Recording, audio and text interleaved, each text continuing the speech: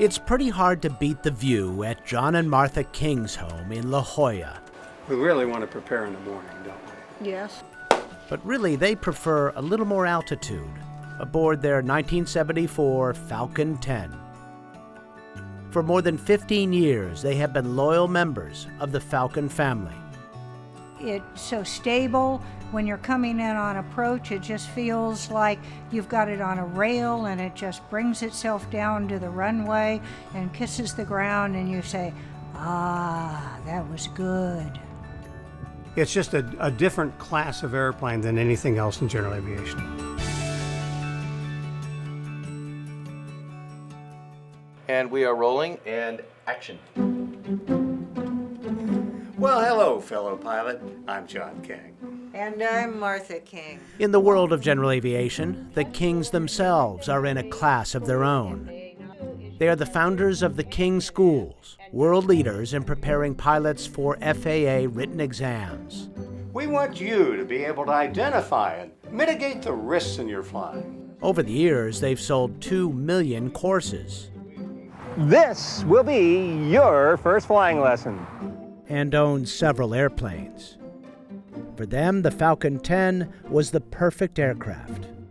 And every airplane you get is because the current one you have begins to seem slow, but the Falcon 10 has never seemed slow.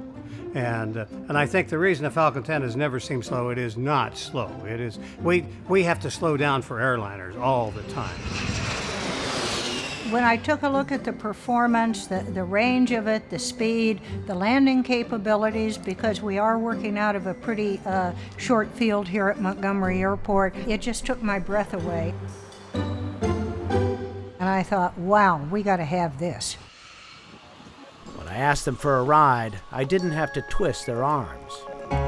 Speeds are 102 for you, 112 for me. This is not the desired seating arrangement in 10 Foxtrot. John has to turn right when he boards these days. He's arm wrestling with the FAA to get his medical back. So Martha flies with other men. On this mission, right seat duties performed by Aviation Week's Fred George. 80 nights, Captain. A yoke? Your yoke. It hurts me to watch Martha crew coordinating with other men. And at first they were surprised at how many seemingly perfect parts they had to replace. But the proof of that preventative maintenance program is in the uninterrupted flying.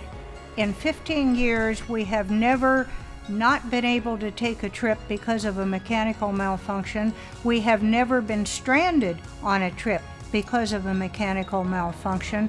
The airplane has so much redundancy, it will always bring us home.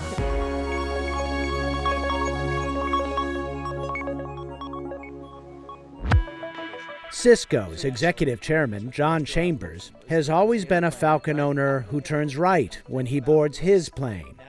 He's on his second Falcon, a 7X, which he flies between 500 and 600 hours per year. So literally my life was built around travel and making my travel time very productive as I moved around the world. There is some irony here. A big part of Cisco's business is creating robust telepresence technology. Isn't Cisco working to make business travel obsolete? No, not so at all. In fact, as you think about what we're doing with our Falcon jets, is we literally run the office from the plane itself.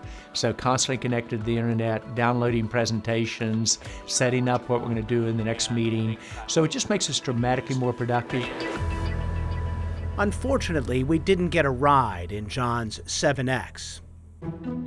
It's in the Dassault Aircraft Services hangars in Little Rock, getting its first C-check. How often does an aircraft get a C-check? Is it by cycles, hours, time? How do you do it? My calendar for the 7X every 8 years. Remy Saint-Martin is the vice president and general manager here. His mechanics and technicians must be contortionists as they crawl into the crevices of Falcons to ensure they are thoroughly inspected and maintained. We service every Falcon model that we have, and the approach is, what do you need? So the philosophy is, we're here to service the customer, to make sure that they will be able to maintain the aircraft and keep the owner and passengers happy. Whether you turn left or turn right and wish you were turning left, the Falcon experience transcends the missions, the models, and the years. Mainly when I look at it, it was just the quality, the total package of the plane. Unbelievable capabilities as an aircraft, great comfort in terms of capability, very good maintaining its value, and a great return on investment. So it was the whole package. It was a very easy decision for me. There was not a close second. If you fly a Falcon and you meet another pilot who flies a Falcon, there's a bond. There is a commonality, and we brag about our airplanes to each other. We brag about flying those airplanes to each other. It's a very special club to be in.